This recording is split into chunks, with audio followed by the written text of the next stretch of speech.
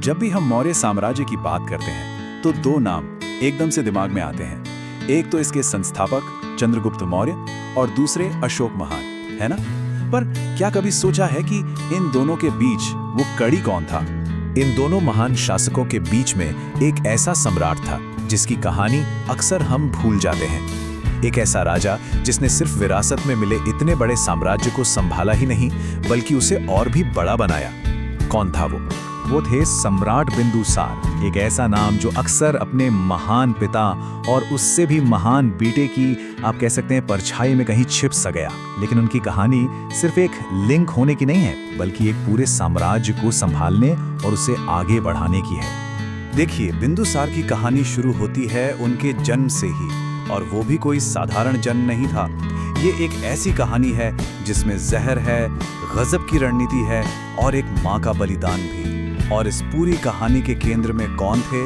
आचार्य चाणक्य। तो कहानी कुछ ऐसी है कि आचार्य चाणक्य की एक बड़ी ही अनोखी स्ट्रैटेजी थी। वो क्या करते थे कि सम्राट चंद्रगुप्त को जहर से बचाने के लिए उनके खाने में रोज थोड़ा थोड़ा जहर मिलाते थे ताकि उनका शरीर जहर का आदी हो जाए। पर एक दिन एक बहुत बड़ी गलती हो गई। चंद्रगुप्त की गर्भवती पत्नी रानी दुर्धरा ने गलती से वही खाना खा लिया। अब चाणक्य के सामने एक बहुत बड़ा सवाल था, माँ को बचाएं या आने वाले बच्चे को। वो रानी को तो नहीं बचा पाए, लेकिन उन्होंने बच्चे को बचाने के लिए एक बहुत ही डेयरिंग स्टेप लिया। पर इस कोशिश में जहर की एक छोटी सी बूंद उस बच्चे के माथे पर लग गई और वहां एक परमानेंट नीला निशान यानी एक बिंदु बन गया। और बस इसी बिंदु से उस राजकुमार का नाम पड़ा बिंदुसार। तो साल था 297 ईसा पूर्व। बिंदुसार गद्दी पर बैठे। अब उनके पास विरासत में एक बहुत बड़ा साम्राज्य तो था, लेकिन असली सवाल ये था कि क्या वो सिर्फ अपने पिता की परछाई बनकर रह जाएंगे या फिर अपनी खुद की एक अलग पहचान बनाएंगे। देखिए, यूनानी इतिहासकार उन्हें एक खास और बड़े ही दमदार नाम से बुलाते थे, अमित्रचोटेस। संस्कृत में इसका मतलब होता है अमित्र घात, और अमित्र घात का मतलब है दुश्मनों का नाश करने वाला। ये सिर्फ एक टाइटल नहीं था, ये उनकी ताकत का सबूत था। और ये सिर्फ नाम की बात नहीं थी। बिंदुसार सिर्फ एक केयरटेकर राजा नहीं थे, वो एक विजेता थे। तिब्बती इतिहासकार तारानाथ लिखते हैं कि उन्होंने दक्षिण भारत में एक दो नहीं बल्कि पूरे 16 राज्यों को जीता और मौर्य साम्राज्य को समुद्र तक फैला दिया। मतलब उनकी जीत ने मौर्य साम्राज्य को दक्षिण में आज के कर्नाटक तक पहुंचा दिया था। अगर हम कलिंग और कुछ एकदम दक्षिणी राज्यों को छोड़ दें तो लगभग पूरा भारत पहली बार एक झंडे के नीचे था। ये बिंदुसार की कोई छोटी मोटी उपलब्धि नहीं थी। लेकिन बात सिर्फ लड़ाई और जीत की नहीं है। बिंदुसार की ताकत सिर्फ उनकी तलवार में नहीं थी, वो एक बहुत ही होशियार डिप्लोमेट भी थे और उन्हें ज्ञान और फिलॉसफी में भी बड़ी दिलचस्पी थी। और कहानी का ये हिस्सा उन्हें और भी ज्यादा इंटरेस्टिंग बना देता है। इसका एक बहुत ही फेमस किस्सा है। सीरिया के राजा थे एंटियोकस प्रथम। बिंदुसार ने उन्हें एक लेटर लिखा और 3 चीजें मांगी।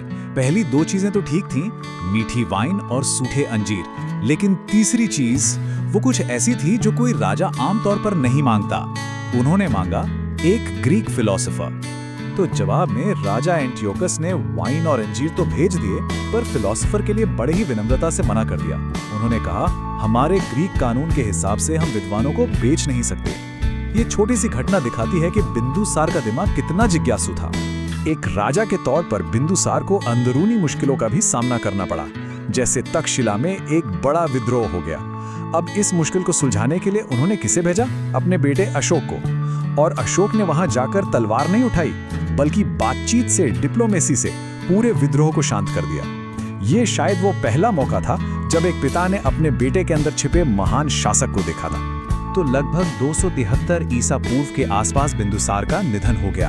वो अपने पीछे एक बहुत ही स्थिर और विशाल साम्राज्य छोड़कर गए। फिर भी इतिहास में उन्हें अक्सर बस एक ट्रांजिशनल राजा, मतलब एक कड़ी के तौर पर देखा जाता है। पर क्या सच में उनकी विरासत सिर्फ इतनी ही है? देखिए, आमतौर पर उन्हें सिर्फ चंद्रगुप्त के बेटे और अशोक के पिता के तौर पर देखा जाता है। लेकिन सच तो ये है कि वो उस इमारत के आर्किटेक्ट थे जिसकी नींव पर अशोक ने अपना महान साम्राज्य खड़ा किया। ये कहना गलत नहीं होगा कि अगर बिंदुसार ना होते तो शायद अशोक महान भी वैसे ना होते जैसा हम उन्हें जानते हैं। तो बिंदुसार सिर्फ एक महान पिता के बेटे और एक महान बेटे के पिता से कहीं ज्यादा थे। वो अपने आप में एक कंप्लीट शासक थे, एक विजेता, एक एडमिनिस्ट्रेटर और एक थिंकर। एक ऐसा राजा जिसने खामोशी से भारत के इतिहास का एक बहुत ही सुनहरा पन्ना लिखा।